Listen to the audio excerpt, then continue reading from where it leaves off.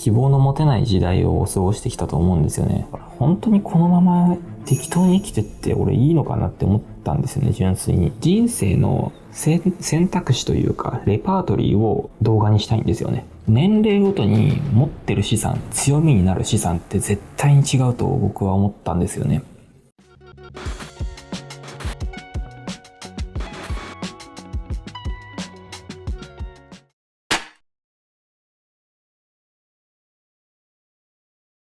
3月31日、現在7時42分。就職前夜です。今日で大学生は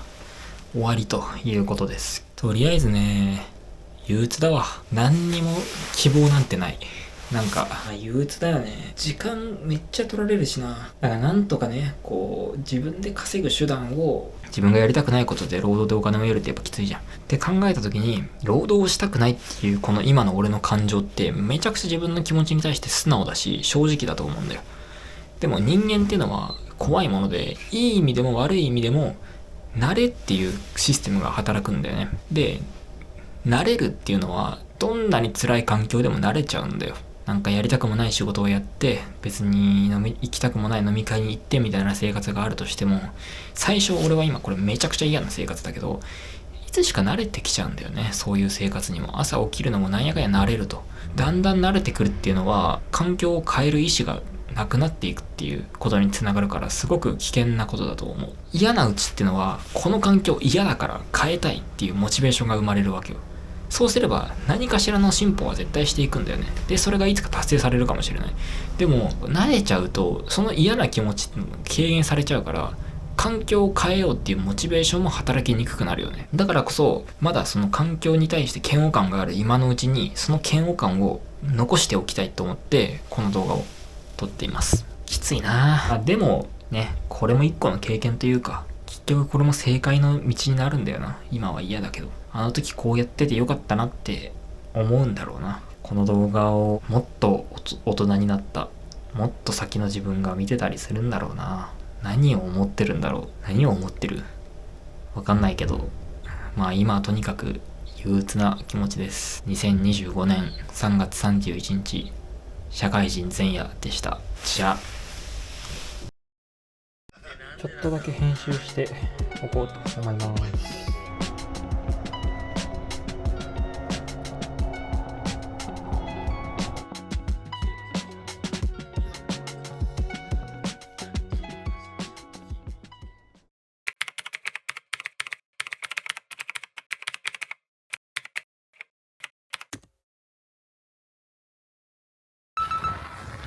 さあ、というわけで、ついに退職を報告する日でございます。これから会社に行って、2ヶ月後、会社を辞めさせていただいて苦労しようと思います。前日からね、あまり、レターが寝れてないのが経験ならないけれど、感覚で、胸が高鳴る気持ちとともに、不安も同居しているような、そんな感覚です。まあ、とはいえ、言うしかないんでね、これから行ってきます。じゃあ、会社に帰ります。どうも、渡辺ロマンです。ついに会社に退職報告をしてきました。本当に辞めちまった。もう引き下がれないな。というわけで、今回の動画はですね、慶応卒で大企業勤めだった僕が登録者0人の状態から YouTuber になるまでの経緯を話す動画です。先に、お話ししておくと、僕はこれからですね、ワーキングホリデーに出ようと思ってます。で、ワーホリを軸にしつつ、本当に自分がやりたい YouTube での作品作り、動画作りに専念していくみたいな生活になっていくかと思うんですけど、その裏にある背景、経緯みたいなところをお話しできればなと思っております。というのもですね、僕よりちょい上から下の世代、20代前半中盤から下の世代って、僕含め本当に希望の持てない時代を過ごしてきたと思うんですよね。ずっと不景気だし、なんか物心ついたらスマホっていうものが現れて、もういろんな情報が出てきて、情報コンテンツに反応して進んでいくだけの人生みたいなものになってしまいがちですよね。なので、一回真剣に人生について考えて何か行動をとってみるときに、この動画っていうのは非常に役に立つものになるんじゃないかなっていうふうに思っております。なので、今回の動画はですね、僕のこれまでの人生から遡ってなんで今回こういう決断に至ったのかっていうところをまずお話しして、じゃあそこからこれからはどういうふうに俺たちは生きていけばいいのか。我々20代前半っていうのはもうこれからどう生きていけばいいのかっていうのをもう真剣にね考えていきたいし、僕なりの、その姿っていうのを本気でここに収めておきたいと思います。なので最初に一つ断っておくと、この動画は全然お前はなんちゃらしろとかなんかほにゃららすべきだみたいなそういうすべき論ではなくて、単に僕という人間が今回下した一つの決断というか、人生の選択肢の一つとしてここに収めておくものです。リアルな一つの人間の人生のドキュメンタリーとして楽しんでいただければなと。本気で伝えるので、ぜひ最後まで聞いていただけると非常に嬉しいです。というわけで、冒頭で述べたように僕は一応慶応大学っていうところに行っていて、その後大企業に就職していたわけなんですけど、決してですね、最初から全てできていたわけではないんですよ。今も別に全然できないことだらけですけど、勉強とかもね、全然できてなかったんですよ。特に小学校、中学校の頃とかって、もう本当にね、全てを諦めてたんですよね。全然勉強の成績とかも良くなくて、漠然と勉強しないとなぁみたいな、そういう気持ちだけはあったんですけど、全然行動もせず、ただただ、俺将来どうなっちまうんだろうみたいな不安をずっと抱え続けていたような小学校、中学校を過ごしていたような気がします。どんどん成績は下がり続けて、模試とかで受けさせられるわけですけど、英語の偏差値も気づけば28とかになっていた記憶がありますね。見たことないですよね、28って。偏差値って30以下あるんだみたいな、そういう世界観で僕は生きていましたね。その時に何やってたかっていうとね、テレビばっか見てましたね。とにかく未来への不安しかなかったですね、あの時は。俺どうなっちまうんだろうって毎日思ってたな。通知表とかもさ、全然成績良くなくて、多分ね、美術だけ 5なんだよね。なんか知らないけど、美術だけ得意でずっとできてたんですけど、他の科目はもう、いわゆる5教科と言われる科目は全然できなかったんですよね。で、もう俺なんてどうせ、もう何もできねえし、才能ないし、何やったってうまくいかないし、どうせこのまま適当に生きていって死ぬんだろうな、みたいな。どうせ俺なんて何もできずに、普通の人と同じように、普通の人よりも何もできずに、ただただ適当に生きて適当に死んでいけばいいや、みたいな風に、中学校2年生ぐらいまでは思っていました。で、中学校2年生の後半ぐらいにですね、本気で一旦考えたんですよね。本当にこのまま適当に生きてって俺いいのかなって思ったんですよね、純粋に。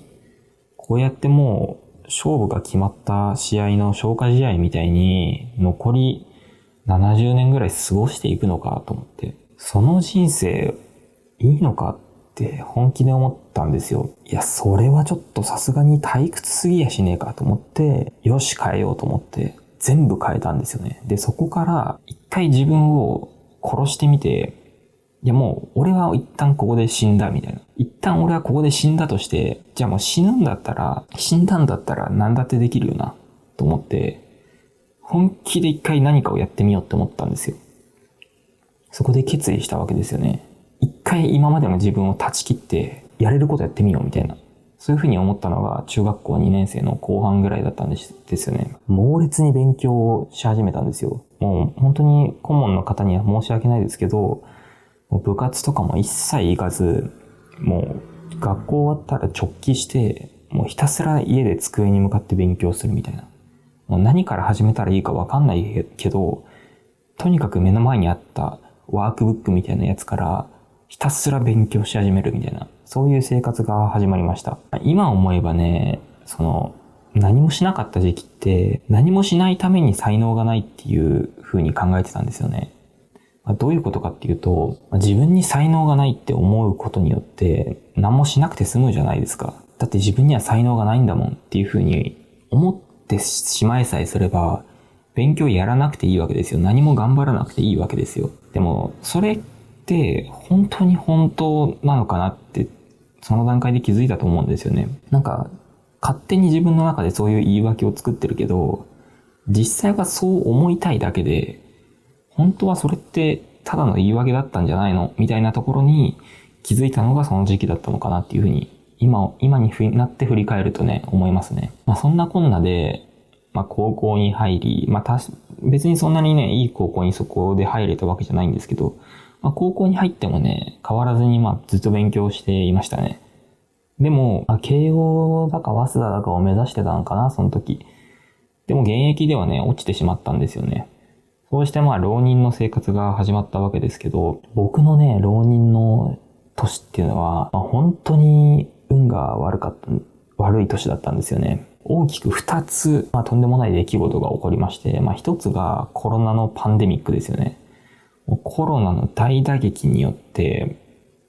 もう図書館とか、カフェ、マクドナルド、もう全部閉まるわけですよ。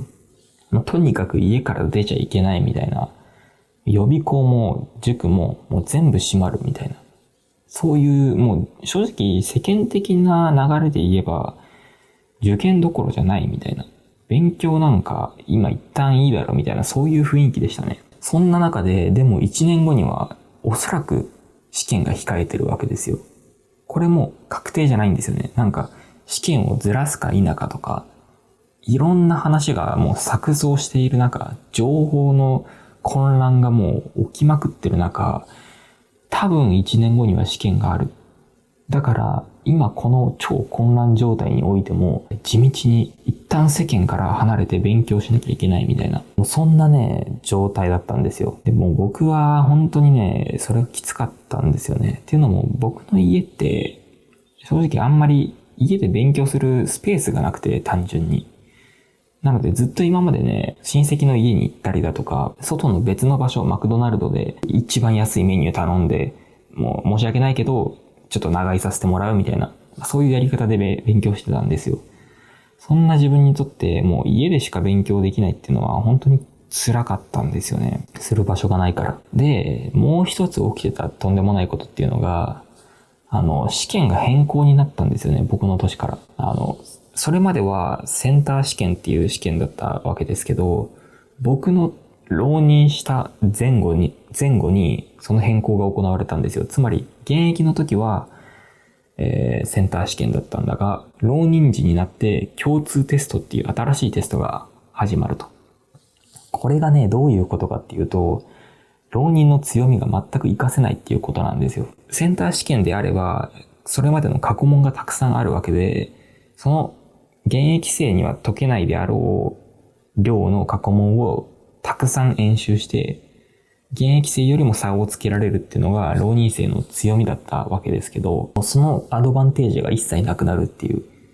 浪人も現役も初めての試験に突入するっていうことで、もうアドバンテージもないし、もう世間はコロナで大混乱だし、もうとんでもない時代に浪人してしまったなっていうふうに思ってましたね。それで、でもとにかく気持ち的には焦るわけですよ。いや、勉強しないとみたいな。でも、いざ机に向かってやろうとしても、なんか身が入らないみたいな。というか、この状態で俺、本当に1年後受かるのかみたいな。いや、こんなところで地道にこうやってコツコツやってて、しかも混乱で全然集中できないし、俺本当に受かるのかみたいな、もういろんなね、悩みに苛まれてしまって、その時はね、親への申し訳なさとか、罪悪感とかもあって、ちょっとね、鬱状態になってたんですよね、自分が。それまで自分が鬱になるなんて思ったこともなくて、自分とは関係のない話だって思ってたんですけど、いざ当事者になると、これは誰にでも起きうることなんだなっていうふうにその時思いました。ほんとね、近くの畑に行って、一晩中というか3時間ぐらいね、星空を眺めていたり、風呂に入れない日があったり、寝つけない日とかはもう当たり前だったし、朝来ても起きたくないんですよね。起きたところで、そんな絶望しか待ってないから、自分にとっては。今考えると別に絶望でもないんですけど、当時の自分にとっては非常に辛かったんですよね。で、そんな時に僕を救ってくれたものの一つが、YouTube であり、その中でノマドな生き方をしている人たちだったんですよ。ここで僕の人生の中でのキーワードが一つ出てくるんですよね。ノマドっていうのがあるわけですけど、ノマドってね、言っちゃえばリモートワーカーというか、パソコンで世界中を旅しながら、場所とか時間とか関係なく仕事をしている人たちのようなことをノマドワーカーっていうふうに言うんですよね。ちょっとノマドっていう言葉は適切かどうかっていう議論があるので、一旦伝えやすいようにただ選んだだけなんですけど、その時にね、YouTube でノマド生活をしている人の配信をずっと見てたんですよね。で、そこに憧れたんですよ。本当に。自分は将来の夢なんてなかったし、この先どうなるかなんて何一つわかんなかったんだけど、当時は高校生なわけですから、世の中の生き方のレパートリーなんて本当にごく一部しか知らなかったんですけど、ノマドな生活をしている配信者をずっと見てて、リスクはあるにせよ、こんなにも自由に生きていける方法が世の中にはあるんだっていうのが、その絶望の中にいた僕にとってものすごく大きな希望になったんですよ。そして同時に自分も絶対将来こういう生き方をしてみたいっていうふうに初めて人生で思えたんですよね。それまでどんな職業とかどんな仕事を見ても正直自分がなりたいって心の底から思えたことは一度もなかったんですけど、その時初めて自分もこういう生活絶対しようっていうふうに思ったんですよね。なんでそんなにノマドが良かったのかなって思うと、自分の中でのこういうふうにすべきみたいな考え方を完全にぶっ壊してくれた存在だったからだと思います。大人になったら会社には入らないといけない、入るべきとか、飲み会に行くべきとかわかんないけど、勉強して資格を取るべきとか、そんななんちゃらすべきとか、何一つ希望を持てないじゃないですか、そんなこと言われても。でもその中でノマド生活をしている人たちにはやっぱり憧れを持ってたんですよね。とはいえ、その時はやっぱり勉強しないといけないわけですよ。一旦勉強すべきだったわけですよね。一旦ちょっと大学入るまではこの気持ちは抑えといて、大学入った後考えようみたいな感じで、もう切り替えてね、もう必死で勉強してましたね。もう絶望してたけど、やるしかないから、もうとにかく勉強をした一年でした、あの時は。というわけで努力が実ってかわからないですけど、結果的に慶應義塾大学っていう大学に合格することができて、無事大学生活がスタートしたわけですけど、ここからね、ちょっと大学の波に流されてしまった自分が正直いるんですよね。入ったら入ったでいろんな楽しいこととかが待ち受けてて、僕はサークル生活とかをするタイプではなかったんですけど、図書館でたくさん本読めたりとかね、そういう面白いことができるようになって、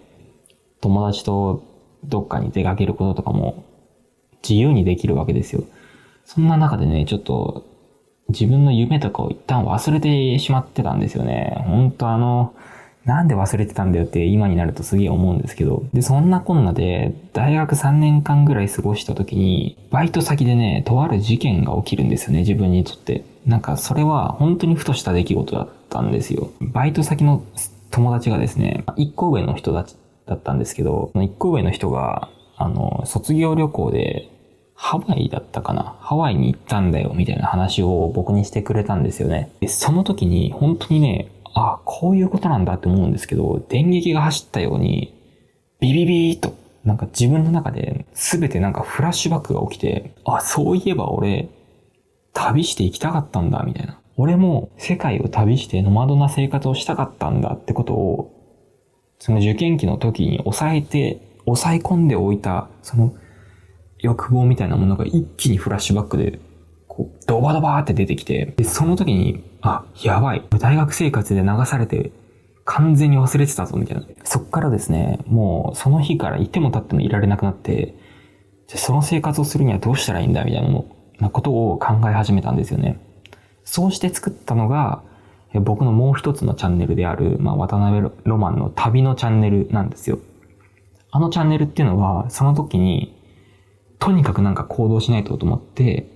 まず最初タイに行ったんですよ。で、タイに行って動画撮影して帰ってきて編集して出すみたいな。その動画はね、今もそのチャンネルには残ってるんでよかったら見てほしいんですけど、みたいな生活が始まって、大学3年の後半から4年にかけては、もうひたすらそういう生活をしてましたね。旅して動画を出すみたいな。結果的にそんなにたくさんの動画を出したわけじゃないけど、残り時間の中でやれることはやったかなっていうふうに思ってます。そんなこんなで、とはいえ会社に入らなきゃいけない時期が来てしまって、っていうのも、その時点でお金とかは持ってなかったわけなんで、一旦会社に入らないと、ちょっと資金がなさすぎるみたいな理由で、とりあえず一旦会社に入ったんですよね。で、ここから、僕の会社員生活が始まるわけです。本当にね、あまり詳しくは言えないけど、大企業と言われる部類に入るような、すごく大規模な会社なんですよ。その中で、やっぱりね、大規模であればあるほど、これは宿命だと思うんですけど、分業化が進んでるんですよ。大きな何かプロジェクトがあって、その中のプロジェクトがあって、で、その中にさらにこういう仕事があって、こういう仕事があって、こういう仕事があって、こういう仕事があって、さらにこの末端の仕事をまず新人はやりましょうみたいな。もう本当に全体の中の本当にごく一部の仕事をやるわけですよ。でもやっぱりその仕事にやりがいとかを見出すってなかなか難しいですよね。じゃあ生活のためにただただそこまでのモチベーションがないことをずっとやるのかみたいなとこもありますし、だからね、僕はこの1年間必死でね、自分がやれることを暗中模索していたような期間でしたね。つまり会社は一旦ちょっと自分の中では申し訳ない、本当に踏み台にしないような扱いをしてしまって本当に申し訳ないけれども、一旦自分の夢を追うための資金作りの場所というか、もちろんいただいた仕事は一生懸命やらせてもらうし、自分なりに誠意を持って仕事には臨むけれども、でも俺はここで生きていこうとは思ってないし、まずは自分がやりたいことのための資金作りとして働こうと思って、本当にある種自分を殺して働いてたんですよね。前に進みたいっていう、何かを作品を早く出さないと、たくさんの動画を早く出さないとっていう気持ち的な焦りだけはどんどん前に進んでいくんですけど、でも今はお金がなくて、それに会社員だと時間もなくてっていう、そのジレンマをずっと抱え続けて、でもその中でそんな文句を言ってたってしょうがない。会社に対して文句を言ってても、自分の環境に対して文句を言ってても何も進まないわけなんで、ひたすら自分がやれることを考えて動画を作って何かを実行してっていう、そんな1年間でした。本当ね、会社員って時間ないじゃないですか。僕もね、もう毎日のようにさ、もう上司の人から詰められて、もちろんその上司の人もね、その人なりの事情があるので、その人が悪いとかというふうには僕は全然思わなくて、そこに文句を言っててもしょうがないから、それが嫌なのだったら自分が抜ければいいし、なんですけどやっぱりいざ詰められると、お腹がすごい痛くなったりね、お腹の右下が結構痛くなったり、夕方ぐらいになると毎日頭痛がするんですよ。なんかストレスかなんか知らないけど。家にいると何にも頭痛起きないのに、会社にいると頭痛が起きるんですよね。これが不思議なもんで。毎月のようにさ、サブロク協定がどうだみたいな話が出てさ、そんな中でさ、自分がやりたいことを追うって、なかなか難しいですよね。僕なりに時間を見つけて、往復の通勤時間とか、帰ってからの時間とかも、飯食ってる時間も移動時間も、できる限り何か自分のそういう、これからやりたいことのための勉強をする時間とかに当ててたんですけどね。それでもやっぱり時間がなくて、自分の焦りだけがどんどん前に進んでいくっていう、そんな1年間でしたね。僕は当初、一旦2、3年ぐらい資金を潤沢に貯めて、何百万か持った状態で、そこから、世界を旅して動画を作っていくっていうフェーズに入っていこうかなっていうふうに考えてたんですよ。そうは言いつつ、自分のその創作につながる仕事をやりつつ、自分のやりたい創作もやりつつっていう、この両輪を走らせることってどうにかできないもんかなみたいに考えてたんですよね。そんな時に、1ヶ月前、いや2ヶ月前か、思いついたんですよ。そうだと。ワーホリっていう選択肢があるんじゃねえかなっていうふうに思いついたんですよね。今までは一旦未来のために今を殺して頑張るっていう生活だったわけですけど、ワーホリであればそういうふうに異文化を体験したり、英語力を伸ばしつつ、かつお金ももらって、そのお金で自分がやりたいことにも挑戦できるぞっていう。この選択肢いけるんじゃねえかっていうふうに、1年間働いた後にね、気づいたんですよね。もうちょっと早く気づけよっていう話なんですけど、それだったら、今を犠牲にして未来のために生きるんじゃなくて、未来のためにも、今を楽しむためにも、両方の軸で生きられるぞっていうふうに思ったんですよね。とはいえやっぱそこで葛藤が現れるわけですよ。いや、本当に俺いけんのかと。大丈夫かっていう気持ちはどうしても出てくるわけで、言ったらそれってフリーターなわけじゃないですか。俺本当に大丈夫か、フリーで生きていけるかとか、毎月毎月自分がどんな働き方をしても一定の給料が得られるようなこの生活から抜け出して、一人で何もない状態でゼロから未知の世界に入っていくわけですよ。そこへの恐怖っていうのはもちろんあるわけで、本当に大丈夫かっていう葛藤は正直あったんですよ。でも、だからといって今を犠牲にして未来のために生きて、この20代という貴重な時間を使っていくのはいかがなものかっていうふうに思って、今回、ワーホリに行こうっていうふうに決めたわけですよね。というわけで、ここまでが僕のね、過去の話から、なんで今回のこの決断、ゼロから会社を辞めて YouTuber になってワーホリで生きていくのかみたいな理由の話だったわけですけど、ここから先はですね、僕がじゃあここからどういう風に生きていこうかっていうその人生の作戦の話をしようと思います。きっとね、今悩んでる人同様に、とりあえずこの状態から抜け出したいみたいに思ってる人には役に立つ話になるんじゃないかなっていうふうに思ってるんで。というわけで会社を辞めた僕なんですけど、当面の人生の目標はですね、僕が自由に旅をして、で、そこで作った作品を YouTube でみんなに届ける。YouTube に限らずだけど、みんなに届けることで生活していくっていうことが僕の当面の目標になります。絶対にそれを達成しようと思うし、できるというふうに思っております。そのゴールに対して今の自分の現在地といえば、本当にどこにでもいるような、ただの会社員なわけですよ。何にも特別な人脈とか、特別な能力とか、特別な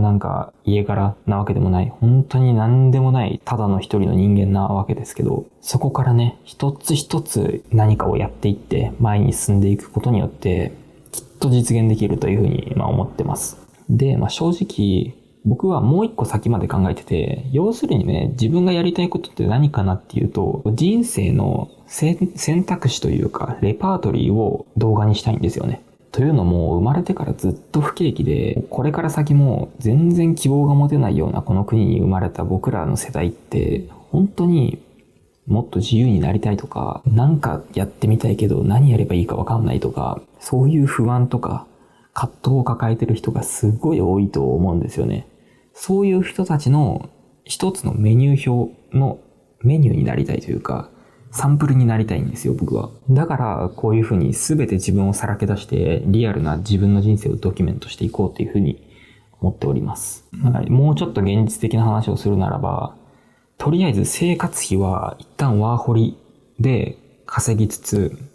そこで稼いだお金を自分がやりたい作品とか動画の方に使っていく。みたいな生活になるんじゃないかなっていうふうに思っております。いや、そんなことやってもうまくいかないだろうみたいな考え方って絶対あると思うんですけど、うまくいかないんですよ。はい。それはね、僕も100も承知なんですよね。だから僕はですね、うまくいくかどうかではなくて、ただトライアンドエラーをするだけなんじゃないかなっていうふうに思っております。なんで逆に最初からうまくいくっていう前提があるのかが僕はよくわかんないんですけど、例えば、じゃあ、いきなりマグロさばけって言われてもさばけないですよね。マグロの解体できないわけじゃないですか。どっから刃入れていいかもわかんないし、どのぐらいの力でどのぐらいの角度でやればいいかもわかんないわけですよ。でも、一つ一つ、ここはこういうふうに最初に刃を入れて、このぐらいの力で切っていくんだとか、この順番でこの部分をまず最初に落としていくんだとか、さばいていくんだっていうのを一つ一つ学んでいけば、いつかは絶対マグロさばけるわけですよ。マグロを解体できるようになるわけですよ。それと同じなんですよね。最初からできるなんて全く思ってなくて、まずはわからないなりに一つ一つ学んで、実行して、失敗して、じゃあ何がダメだったのかっていうのを考えて、また実行してみたいな。これをずっと繰り返していく。ただただやり続けるっていうだけだと思ってるんですよね。じゃあそのトライアンドエラーを続けるにあたって必要なものって何かって考えたときに、シンプルにお金だと思ったんですよ、僕は。トライアンドエラーをひたすら続けていけば、多分いつかは何かしらで形になると思うんですよね、僕の仮説だと。このトライアンドエラーを続けることさえできれば、何かしらの形になるのであれば、じゃあそのトライアンドエラーを続けるだけの資金があればいいと思ったんですよね。それは僕の場合で言えば、渡航のお金だったりとか、生活費とか、いろいろあるわけですけど、そこの続ける資金さえまず持ってしまえば、あとはやるだけっていう風にものすごくシンプルな図式になるんじゃないかなっていう風に思いました。僕はこの会社員として1年間過ごしてきて、ひたすらお金を貯めてきて、このとりあえずの、2年間ぐらいか1年間ぐらいかわかんないけど、数年続けられる僕のやりたいことを終える資金作りっていうのは大体終わったんですよ。あとはこのトライアンドエラーをただひたすら積み重ねるだけっていう風に今なってます。お金についてはそういう風に考えてるんですけど、お金以外の資産の話というか、もっと深い話で言うと、年齢ごとに持ってる資産、強みになる資産って絶対に違うと僕は思ったんですよね。20代ってお金は全然ないけど、比較的時間とかは捻出しやすいし、自由とか、何より若さっていう資産を持ってると思うんですよ。つまり資産っていうのはお金だけじゃなくて、健康とか若さとかそういうのも僕は資産だと考えてて、一方で50代はお金という資産は持ってるけど、健康とか若さっていう資産はもう失ってる状態なわけですよね。つまり、今はとりあえずお金貯めよう。なんとなく将来不安だからお金貯めよう。で、このまま特に何もせず過ごしていった場合、じゃあいざお金を持てるようになったら、もうその時には若さと健康という資産を失ってる状態からスタートしなきゃいけないわけですよ。だから、50代は50代で、逆に言えばお金を強みにした戦い方ができるわけですけど、20代はそうじゃない戦い方をする方が戦略的だと思うんですよね。お金で戦おうとしたら上の世代にはどうしても勝てないから、逆にこの若さとか、健康であることとかを強みにして、ここから何かできることはないかっていう、この資産を生かした戦い方をしていくっていうのが、20代の戦い方というか、人生戦略になるんじゃないかなっていうふうに思ってます。とはいえ最初はお金が必要なんで、1年間必死で働いて、最低限の資産は確保した上で、あとはこの資産を使いつつ、ワーホリでお金も稼ぎつつ、どちらかといえば若さとか健康だからこそできる、このエネルギーが人生で最大だからこそできる何かに挑戦を続けるっていうことが一番いいんじゃないかなっていうふうに思って、今回の決断に至ったっていうところもありますね。本当は僕らって何でもできると思うんですよね。結局は自分がそれを咎めてるだけで、物理的には何でもできると思うんですよ。物理的にはっていう言葉が適切かどうかわかんないけど。例えば、ちょっと前の時代までは、夢を阻む人とか、自分の欲望を阻むものとして描かれたのは、大人とか先生とかでしたよね。お前にはできないよとか、お前にそんなことできるわけないじゃんみたいなものっていろんな作品で描かれたし、いろんな話を通じて、なんとなくそういうイメージがあると思うんですけど、インターネットによって本当に人の生き方とか人生っていうのが多様化して、こうあるべき姿、こういうふうに生きるべきみたいな人生軸から外れた生き方がどんどん生まれてきたこの時代において、もはや、そういうふうにお前にできないよとか、そんな生き方できるわけないじゃんって咎める大人って、かなり減ってきてると思うんですよ。僕の周りでもあんまりそういうこと言ってくるような大人があまりいなくてですね。たまたまかもしれないんですけど、でもどちらかといえばやっぱり減少傾向にあると思うんですよね。そういうこと言ってる人の方が恥ずかしいみたいな、そういう世の中の空気感になってきてると僕は思うんですよ。じゃあそんな時代において誰が夢の実現を阻もうとしてくるかっつったら、多分自分の声、自分の内側の声と、